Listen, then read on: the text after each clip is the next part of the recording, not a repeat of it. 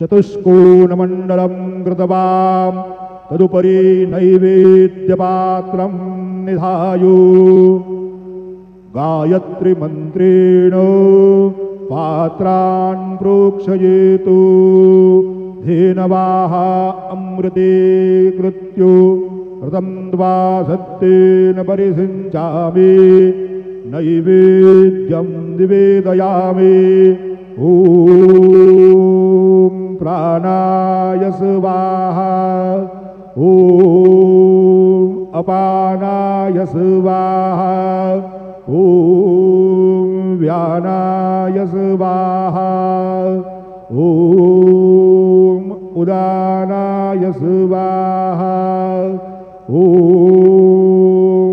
समानाय स्वाहा ॐ ब्रह्मणे नमः नैवेद्यमध्ये पानीयं समर्पयामि पुनर्नैवेद्यं निवेदयामि ॐ प्राणाय स्वाहा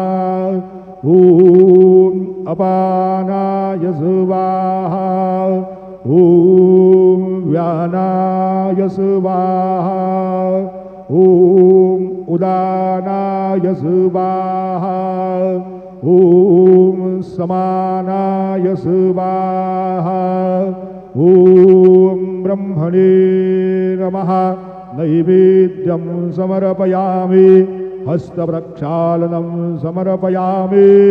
मुखप्रक्षालनं समर्पयामि सद्गुरु साईनाथ देवताभ्यो नमः चरणकमले प्रार्थनापूर्वकं नमस्कारं करोमि श्री सच्चिदानंद सद्गुरु साईनाथ महाराज के जय।